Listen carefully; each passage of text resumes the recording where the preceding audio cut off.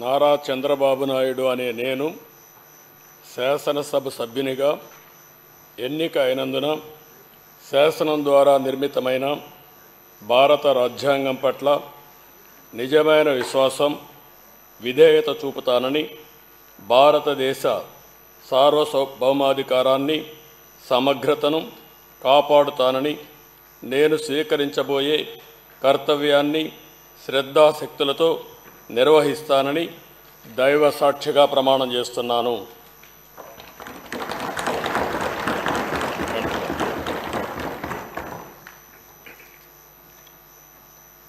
ఆంధ్రప్రదేశ్ శాసనసభ సభ్యుడైన నారా చంద్రబాబు నాయుడు అనే నేను సభ నియమాలకు కట్టుబడి ఉంటానని, వాటిని అనుసరిస్తానని, సభా మర్యాదలను పాటిస్తానని, సాంప్రదాయాలను గౌరవిస్తానని దైవ సాక్షిగా ప్రమాణం చేస్తున్నాను.